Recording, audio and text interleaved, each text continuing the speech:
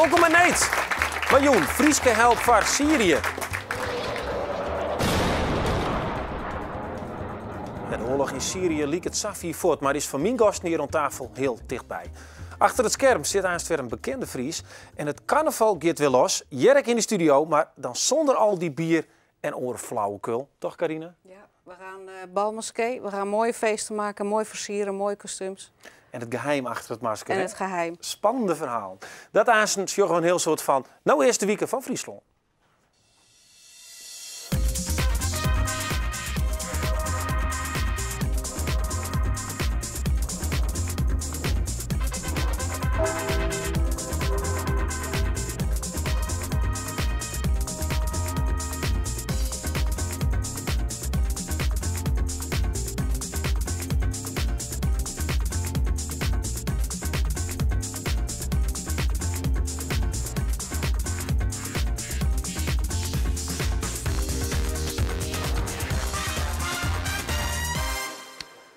In een weekentijd groeide fotografe Elske Riemersma uit een wiere helpverliener. Ze vregen om wat kleding en tekens voor de Syrische bevolking en wat hoe speelt met poerenvol gwot.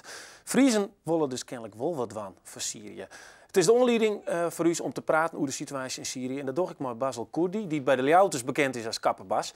Zijn familie werkt in Damascus en die zitten heel dicht bij de frontlinie. Er wordt dus flink vochten daar in Damascus. Ik zie je aanstaan echt contact met wie we Abma in Turkije. Maar gevaar voor eigen leven brengt hij daar zelfs stekkers en eten naar Syrië. Maar we beginnen met een vrouw die het, dus een hele aparte weekend maakt als fotografe. Een lieds opropken en een kleine poen vol. Ja, klopt het. Wat Ja, weer ik dat hier op het werk een liedskastje vrijmaken. Ik denk dat ben vast wel wat mensen die zich druk maken over de situatie in Syrië. Nou, dat kastje dat weer nee, die helemaal vol en daarna honderden mensen die mij kleren, mij tekens, mij de garderobe van een overleden partner komen, mij hele mooie verhalen, warme tekens, binnenkleren. Ja, wat je woont is dit is een heel mooi bruidend truitje en dat is van een mevrouw, Vetje Boersma, en die is al op leeftijd. En dit had ze haar beppen voor haar breiden. En zie een hele goede baan met haar beppen. En die joeg haar een hele hoop leefde. En dit had een hele hoge emotionele waarde. Maar zij had betocht van dit wil ik nou mee naar Syrië. En ik wil die warmte die mij dit jurkje altijd bracht had, dat wil ik oorbrengen naar de mensen daar. En dat is eigenlijk wel wat ik van alle mensen kregen had die het klein bracht ha. En prachtige zakjes binnen breiden. Dus letterlijk en figuurlijk warmte. Ja, het is warmte. En ik denk klein, dat zit op een hoed. En dat mensen had zelf droegen, de wie en ik ben, die hun eigen klein bracht. En die ben dus echt meegong, heel lieds van, nou wij willen dit on oren ben aan. Dus het is weer een hele speciale week. Hele speciale weekend. Ja. Voor jou weet ik een speciale weekend, maar ik een hele angstige weekend, kan ik me vaststellen. Jawel. Er staat een keer in contact van mijn ouders, die wonen in Damascus. Ja. We kunnen even een plaatsje zien van, we kennen die stad natuurlijk heel anders, dat zijn niet zo'n mooie mensen, maar een plaatsje van hoe zij leven en werd nou, bezittingen binnen, hè? Bombardementen. Ja. Hoe is het met je familie op dit stad? Nou, ik heb zo net om 1 uur vanmiddag contact gehad, dus het gaat goed. Maar ze kunnen niet slapen via de bomaanslagen, wordt gebombardeerd en bekogeld overal van beide kanten. Dus ongeveer, je hoort het wel, maar ongeveer plus minus 200 meter vandaan. 200 meter? Ja, dat is behalve de af en toe bomaanslag om de hoek van de flat of om de hoek van zo'n straat. Ja. En hoe leef je zij daar nou? Moeilijk. Ja, ze hebben vaak boodschapjes, zodra je zwijg vertelt van de week, als de bomaanslagen gestopt of de bekogeling gestopt. Ze gaan heel snel naar de supermarkt of naar de winkel daarnaast, boodschapjes doen en terug. Ja, ze gaan zoals niks aan de hand. Maar ze zijn allemaal heel niks aan de hand? Zo voelt het. Ja? Gewoon een half uurtje niks aan de hand en dan gaan we weer over vechten. Dat is niet normaal. Nee, maar jou zit er vol met spanning. Ja. Want dat is natuurlijk heel raar, je familie luidt onder vuur. Ja. En hoe viel jou je dan? Ja, erg.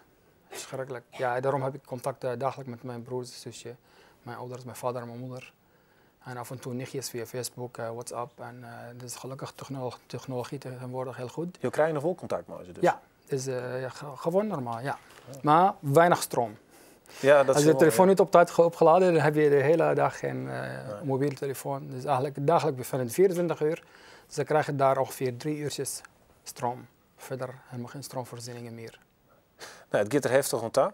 Absoluut. Ja, heb ik deze week een heel slim bericht gehad van een vrouw, die een bekende van jou die Delskern Ja, had. dat kreeg ik gisteren te horen. Het was drama. Het was echt, Kun je uitlezen wat er gebeurd is? Ja, ze hebben helemaal niks te eten thuis. Ze waren bezig met eten. Ze heeft een kindje van 11 jaar. Ze zei tegen haar zoon, wil je even naar de supermarkt of naar de winkel aan de overkant even wat halen? Nou, die jongen die doet wat ietsje langer. Nou, ze maakt bezorgd. Ze zei tegen zijn vader, een vriend van mij, wie even kijken waar iets gebleven. Nou, hij zei, nou kijk maar van het raam. Nou, steekt ze haar hoofd uit het raam. Afgelopen. Ze is besket. Ja. En waar is dat hier? Weet je dat? In Jobber. Dus, ja, maar waar? Wie? Wie was de... Ja, het is heel moeilijk. Ja. Het wordt, zoals ik zei, nou, de aanhangers tegen een partij, zou ik zeggen, de regering met de rebellen, wordt gevochten daar. Precies waar ongeveer waar ze zitten. Maar ja, die gooit het aan die en die gooit het aan die. En het is, kan je niet achterhalen. Nee. Nee. Had je maar je familie praten? Vregen ze dan ik aan jou van, komt er nog eens hulp? Nou, ze willen graag dat opgelost. Maar komt hulp, dat is heel moeilijk. Alle Syriërs willen, ja, ja, dat is heel moeilijk. Heel moeilijk om te zeggen, wat is de oplossing? Zeggen ze, we willen wel afgelopen, maar hulp van buitenaf is heel moeilijk. Ja. Dat is onbegrijpelijk om iemand van buitenaf bij komt. Willen ze dan van Assad hoor? Nee, mijn familie is met Assad, zou ik zeggen. Ja? Ik heb een andere deel van de familie tegen, dus je hebt de hele Syrië al gesplitst. Nou, vaak wat zoek je eigenlijk? Zoek je de rust, was altijd rustig in Syrië. Nou, onder Assad, hè? Onder Assad was altijd rustig geweest. Maar omdat je hebt de rebellen, je hebt natuurlijk mensen tegen Assad, dat is geen probleem, je mag bepraten. Ja, het wordt niet bepraten, het wordt gevochten. Nou, zo ga je niet met om.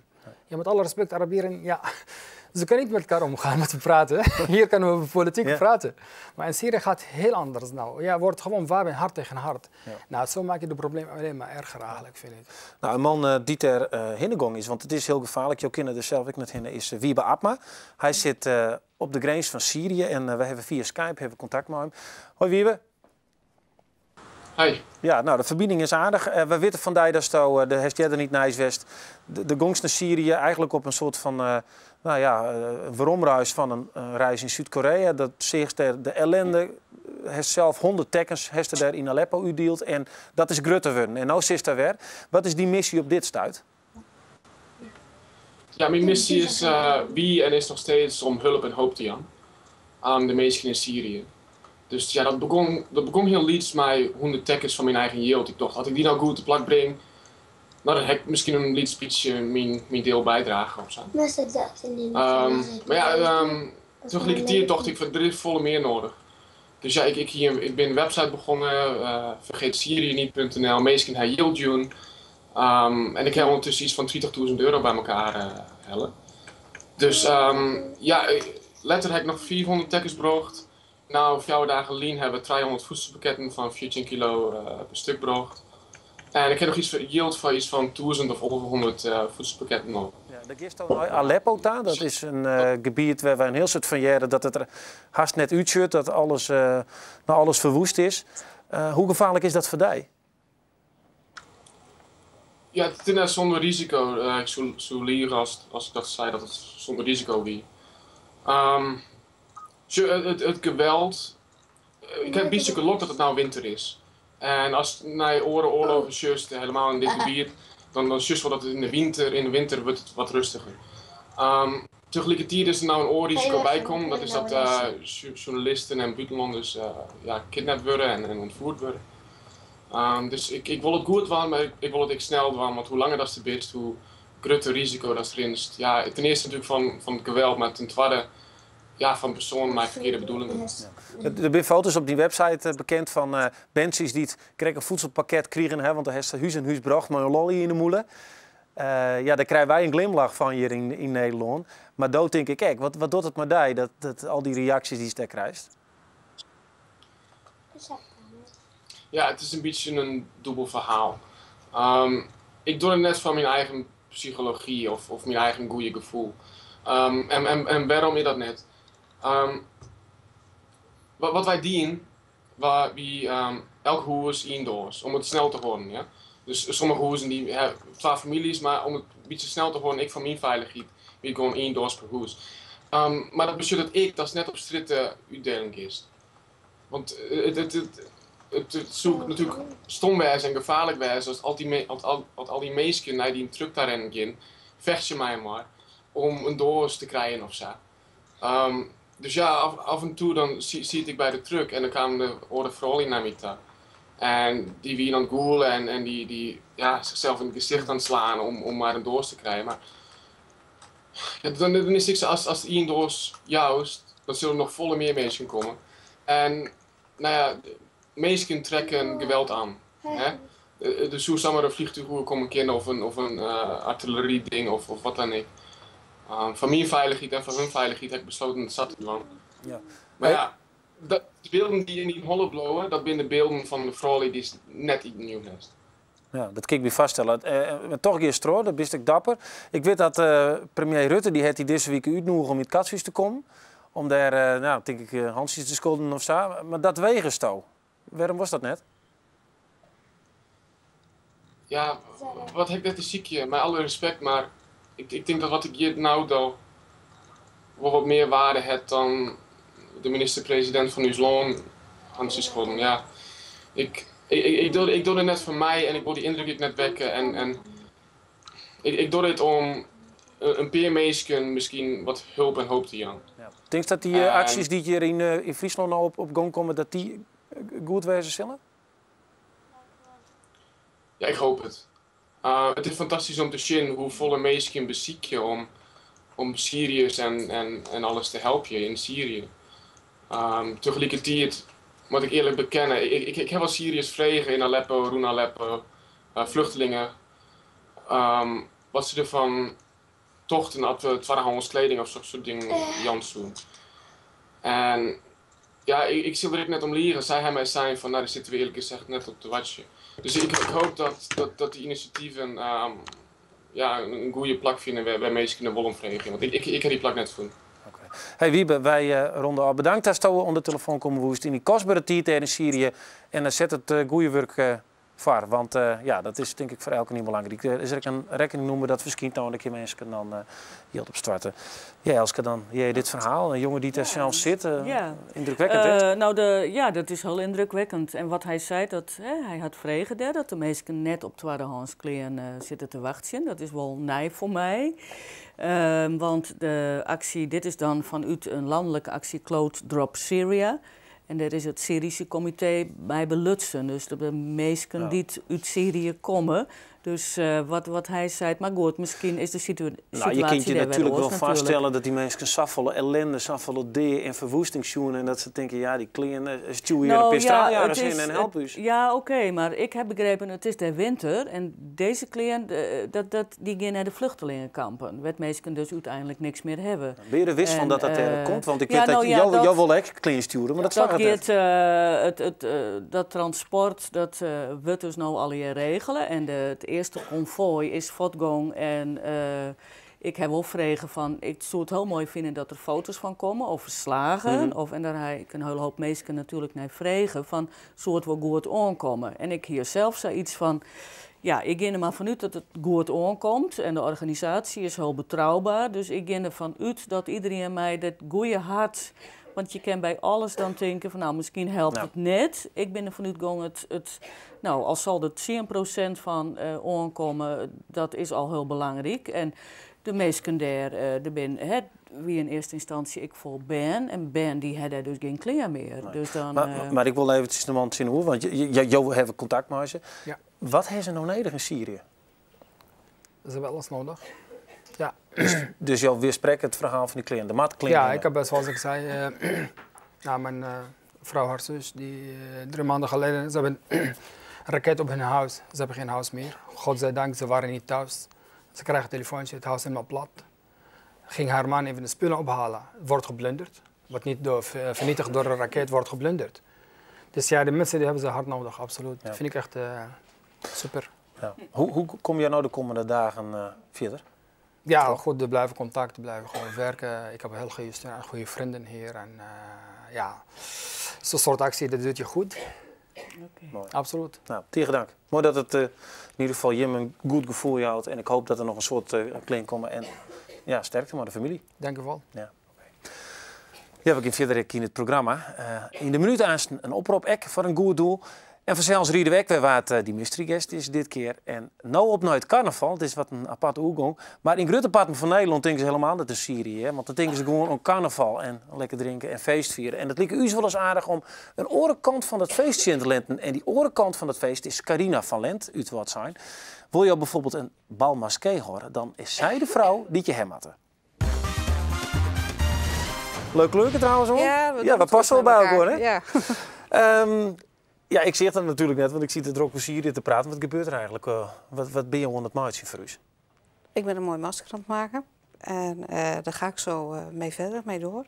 En je had net een vraag of je alsjeblieft niet zoiets... dus ik heb even onder in de doos gezocht en ik heb iets gevonden voor je. Ja, kun je misschien iets van Neet op Vreed uitzien. We hebben daar dat jokerverhaal en daar zit dan mijn hol op. Ik ga het zo proberen voor je. Prachtige maskers hier al hier. Maar het is nou in Venetië, de Venetiaanse maskers, daar is het nog carnaval.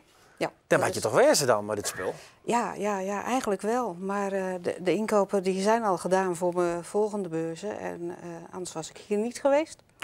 Nee hoor, maar het liefst zou ik er 2 keer op een jaar wel graag daar willen zijn. Het is speciaal. We hebben beelden van Venetië. Okay. Ik weet, dit is van een Ierling. Die kunnen we misschien al even zien. Want die mooie, prachtige beelden. Ik zeg ze wel eens in de filmpje. Maskers, prachtig. Ja. Ken jou dit maatje? De kostuums, dat is echt een vak voor iemand anders. Maar de maskers, het versieren en het etaleren en van de hoeden maken en alles, dat gaat inderdaad... dat is wel helemaal een ding. Ik zeg hier kunstwerkjes, ik zeg hier een vrouw met een prachtige blauwe ogen. Ja. Maar je zegt net wat het is en dat is de spanning. Hè? En dan gaan we even naar de geschiedenis van dit. Want dit hier maar te krijgen, dat je feesten vieren kon en dat je anoniem... Ja, mooi een oren vrouw of een oren man, hoe zie je dat? Dat is heel vroeger, is dat inderdaad. En Venetië is heel rijk geweest. Dus nu ook net de zeer crisis natuurlijk. Ja. Maar Venetië was echt een handelsgebied met de andere buurlanden. En er waren heel veel kooplieden en het was heel rijk. Dus bij rijkdom horen ook grote feesten. In 1800 was het, 1600, 1800 was het een mode in Venetië dat vrouwen dus meerdere minnaars hadden. Betaalde minnaars, ja, vrouwen. Dus, die waren... En dan, maar dan dienen ze dus dit masker op. Kun je die zo pakken? Oh nee, die zit vast. Dit ja. Nou, en dan gist nou een bal. En dan heeft alleen nog dit voor. Ja, en dan heb je dat voor. En dan? Wat ontstaat er dan in jezelf? Dat je... Nou, dan moet je enkel aan de ogen maar kunnen zien wie het is. En dat lukt niet altijd natuurlijk. Maar wat er dan gebeurt met die maskers, is dat je anoniem blijft. Van de feesten komen daarna leuke partijen natuurlijk. Ja. Maar de mannen die waren toch vooral wel in de gokhuizen te vinden. Maar die maskers op? Met die maskers op. Ze liepen daar dus ook dagelijks met maskers. Ik heb daar het Bauta-masker. Dat is de 3-puntmasker. Ja, welke is dat? Die zie je daar. Ja, er zit nog een cameraman bij, zeg ik. Ja, klopt dat? Ja, dat is inderdaad het masker. Dat is de 3-puntsmasker. Dat is echt het eerste masker. Dat was eenvoud, maar helemaal lang, zodat het gezicht bedekt. En die trechten naar voren. Dat is die puntneus, is dat? Ja, dan krijg je die weerklank. En dan verander je stem ook. Maar dan liepen ze dus dagelijks zo. Of ze waren dingen aan het doen wat eigenlijk niet kon. Ja. Of het gokken, of ze hadden er huis vergokt. En dan de volgende dag moest je bedelen op straat. En dan is het ook handig dat je niet ziet wie dat zijn huis... Heb je wel eens zo'n balmoskee maken daar in Venetië? Nee. Dat is heel duur. Kost dat al? Een ticket kost €700 om zo'n avond mee te maken. Met hele mooie... Het zijn prachtige hotels waar die feesten gehouden worden. Maar ik ben wel een keer stiekem even... Met de gids hadden we in Venetië. En toen zeiden we van, nou mogen we niet enkel even kijken? Mm-hmm. En toen zei ze, ik ga het wel vragen. En met dat zij ze gaan vragen, zijn wij met zijn vrienden... zijn we gauw het hoekje omgegaan en gauw naar die zalen toe. Maar we hebben heel veel mooie dingen gezien, maar we werden weer eruit gegooid. We hebben niks jong van die grutte soeppartijen en man met vrouw. Nee. Nou hebben we dat natuurlijk hier in dat carnaval lekker. En dan loeken we dan een barige kop op of zo. Dat doen ze dan onder de grutte rivieren. Dat liekt het er natuurlijk ook wel op. Het is eigenlijk jezelf onherkenbaar maatje en dan doen wat je wil. Ja, nou hebben ze in Venetië vaak een thema, ieder jaar. Dit jaar is het colore, zoals ze dat noemen. Dus de kostuums die zijn heel fel gekleurd en op elkaar tonstel aangepast. Vorig jaar was theater, dus dan herken je allerlei theaterfiguren herken je daarin. Dus zo hebben ze ieder jaar wel een thema. Maar het gaat vooral om de kostuums, dat zie je. Maar dragen ze dan jouw maskers, hè? Ja, mensen vanuit Nederland en die komen dan, die bestellen bij mij al een masker op het kostuum wat ze hier zelf gemaakt hebben. Want je kan nagaan in Venetië. Dan moet je ver van tevoren bespreken als je daar een kostuum wil huren. Dus mensen vanuit, het zijn heel veel buitenlanders die naar Venetië ook gaan. En die maken dan hier hun eigen kostuum. Maar dan willen ze al een masker aangepast erbij hebben. Dus zo, ja. Nou, ja, dat fascineert me, want ben ik net goed keep, 200 euro betaal je ervoor. Je ook nog even verder, mooi dat ik ga hem mooi maken. Ik hoop dat je hem een 10 minuten kleren hebben, want dan ben ik kleren maar de mystery guest. Okay. En dat is het teken dat we daar nog even naar ziekjes stellen. Ja, maar de eerste vraag stellen trouwens. Wacht nog even, als je uit de spot omgeet, kun je zien wat het is. Zit een beetje daar als je? Ja, het lampje zit. Mag ik? Ja, je moet een vraag stellen. Houdt u van carnaval? Ja of nee? Ik kan het net verstaan. Oh, nou. Houdt u van carnaval? Hou je van carnaval? Matig. Matig. Helemaal een idee wat het is. Nee. Wat denk je? Nee. Is het een man? Ja. Dat is toch een heel idee. Nee. Zit je al in theater, Verrot? Ja. Ja. Begint er hier ergens een lampje te baan? Nee? Is het er iets gratis, maar? Yes. Ja, wat zit je al leeg? Snel. Nou, goeie. Zit mij hut genoeg. Ja. Hoi. Ja. Goeie gratis, maar komt verder. Ja. Hoi, ik ben het. Ja. Je mag op een bank zitten gaan. Goed. Ik vond jou zo iets. Ik vond jou zo iets. Nou ja, zakgeluid ben ik net, maar ja, ik net zo iets. Nee. Nou, hier zit. Nou, we hebben het weer hoorn. Ja. Hoe is het? Goed. Ja? Met die, ja. Wat hebben we lijstelijk van jou viert? Of vliegen hier 80? Ja, dat is alweer niet Jelien. Ja. Ja. 80 hier. Ondertussen is er verder niet bij. Ja, ik zou haast zeggen 80 hier in het vak, maar dat is net zo natuurlijk. Maar... Nee, we zouden ze 50 hier, maar dat is dik een reuk. Dat is een heel eind. Ja. Dus de spotlights, daar ben je nog heel tijd. Ja. Daar wil je het oors van. Het komt me wel bekend voor, ja. Ja. Dan ben mensen, zit je wel eens het ongemakkelijk? Jo net? Nee, valt me daar. Hij is een beetje diep, die bank. Maar je mag net al te kwarte poortjes zijn. Maar dat zit goed. Oké. Ja. Het principe is, ik draai en dan komt er een vraag uit. Had hij op wiet... Ik heb wel eens jongen. Ja, nou dan is het net zo ingewikkeld. Jo draaien trouwens, dat is ik zo. Wil je draaien? Ik draai, ik mag mijn eigen lat bepalen. Lat bepalen. Je wil daar voort en dadelijk geen rol af? Ja, oké. Ja. Dat is een suterig draaien, hè? Maar dan maakt het super. Wordt meer kracht. Ja, zullen we nog even een slinger? Waarom? Het is zo'n mooie... hij is dit op wiet. Er komen wel meer, toch? Ja. Het gaat om de vragen. Ja.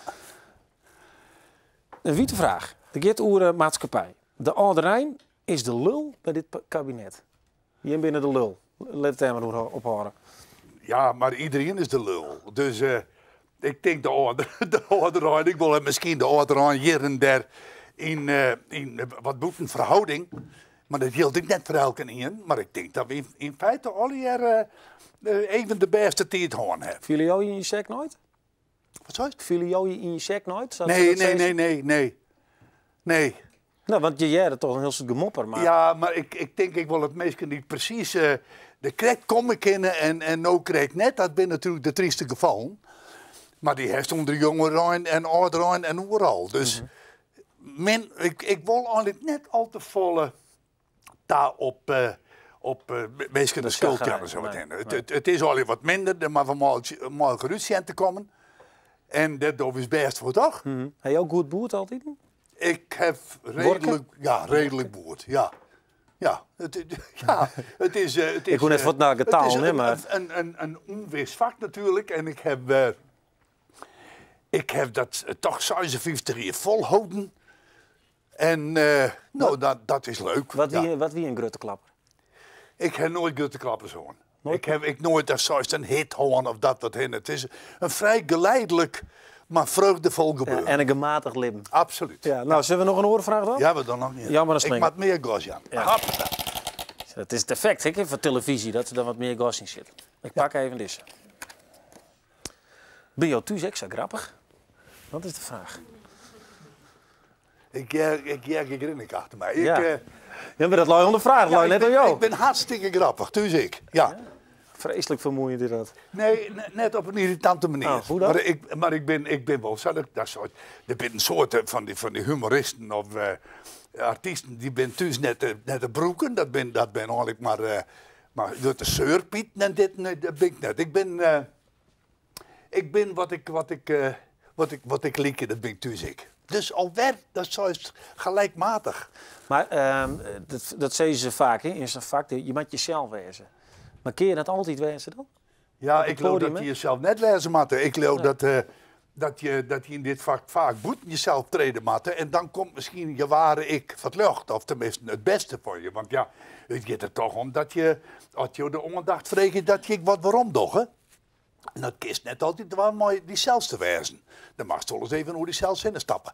Ja, wat ben momenten geweest dat je dacht van nou, dat ben ik eigenlijk net, maar ik maak het maar even dwang van de rol? Oh ja, die ben er natuurlijk ik. De heeft natuurlijk prachtige jongen en prachtige succes. En er zijn dingen die Kelly wat zwidder.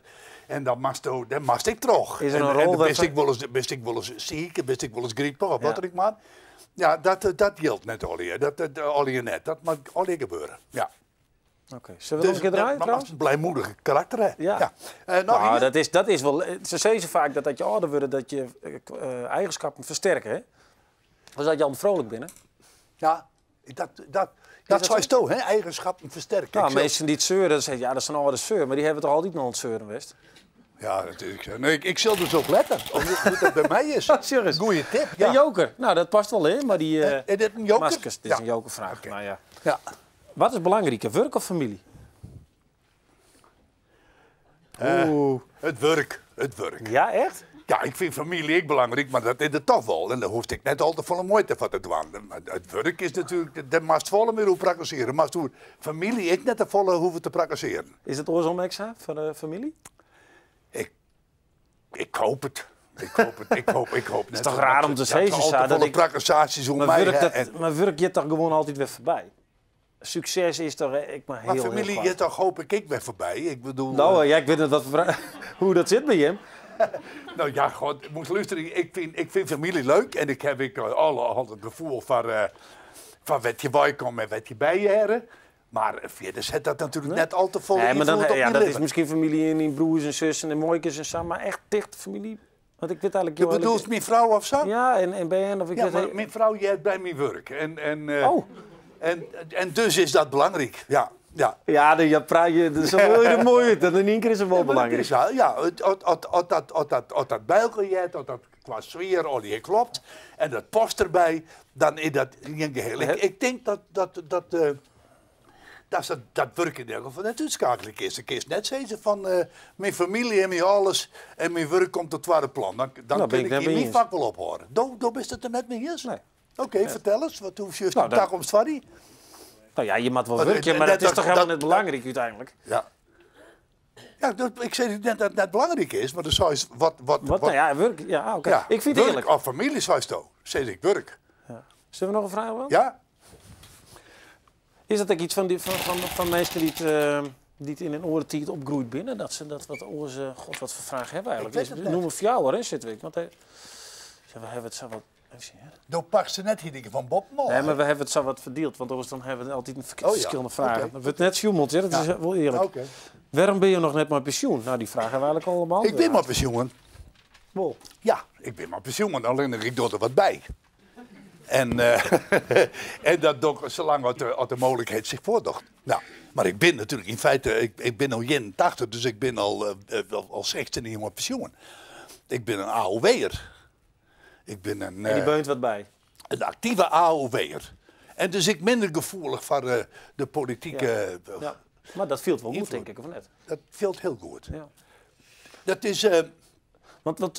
ik vind dat heel... Want ik les jong, heel in de toneelschool in Amsterdam, in de Kleinkunstacademie. En toen moest ik op mijn 64 eruit.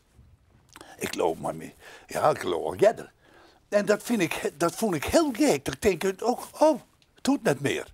En dat is in bepaalde gevallen is het natuurlijk een absurd gegeven. En als je dat zelf uitziet, dan ik hoor op wanneer het ik wil. Of wanneer de mensen gaan walgend afwenden. Dat ze tegen die man boven het patiënt. Dan hou ik op. Okay. Nou, dat moment is er nog lang niet. En ik voel je nou ook wel sterk. Toch nog? Ja, tieren dank. Oké, mooi. Mooi. Blijf maar even zitten hier op een bank. Ik wil nog even zien hoe het met die maskers... Oh, dat wordt toch mooi, jongens. Prachtig. Ja, met de maskers. Nou, dit is een beetje neet op vreedachtig, hè? Nou, dat dacht ik. Rood-wit. Ja. Het is nog helemaal nat, hoor. Dat zijn metaaldeeltjes, zijn glinsters. Zo, let maar even zien. Ja. En dat zijn metaalglinsters. En hier heb ik verf speciaal met een lakje erin. En had ik nou Montejoen op stap in het zo? Nooit persmal? Ja, alleen zal je nooit dronken worden. Nee, ik moet het bij mijn eigen erin zitten. Hey, bedankt voor dit verhaal en voor de mooie... Ja, het is kunst eigenlijk, hè? Ja, het zijn kunstwerkjes. Oké. Dankjewel. De minuut. De mag komen. Ja, de minuut. Margriet, waar is mijn microfoon eigenlijk? Oh, hier. Sorry, ja, dan zit ik het te verprutsen. Hey Margriet, hoi, vertel eens even. Want we hebben nog nou een minuut om echt voor een goed doel wat te zeggen. En ja, knal maar los. World Servants. Ja, ik steen je voor namens de groep Warkum Koudem van World Servants. Oh, dat komt al een mooie... Ja, die heeft ze verkeerd om ophangen, want dat is goed in het spiegelbeeld. Waar maak je hem voor haar? Nou, wij gaan komende december gaan we met 11 jongeren uit de buurt van Koudem en Warkum gaan wij naar verschillende ontwikkelingsprojecten daar. En daar zamelen wij geld voor in. En waar ga je zo heen, hè? Ik ga zelf naar Ecuador daar, om daar klaslokalen, een keuken, een eetzaal en verschillende wc's te bouwen. Ja. En daar heb je geld van nodig en dat kun je in Wark, kun je dat verzinnen of kunnen wij het uit, Jan? Wat maak je dan wel? Je kan dus helpen toch, je op te Jan voor ons benefietdiner. Dat houden wij op 15 februari in restaurant Sluiszicht. En iedereen is van harte uitnodigen. Ja, en dan betaal je voor een meal en dat geld gaat naar je en uiteindelijk naar het goede doel. Ja. En dan gaan wij gaan zelf dus op projecten. Wij gaan zelf bouwen om verschillende projecten. Ja, oké. Even nog een Facebook. Voor meer informatie kan je hem nog zien op onze Facebookpagina. Dat is facebook.com/groep Warkum Koudem. En daar zit ik op hoe het jou je op je kennen en meer informatie. Oké. Nou, daar is het geweldig. Die is super. Dat wist wat een feest, maar dat ging prima. Ja, nou, dit wie Neet op Vreed. Voor deze keer, je kan zelf ook een oproep doen. Ga dan even naar neetopvreed.omroepfriesland.nl. Dit wie Neet, ontnijweek Vreed. En misschien nog een heel stuk willen met carnaval. Had je in, wat is het, snits, drabbelterp, Wenny? Altijd leuk. Mooi. Hier vanuit.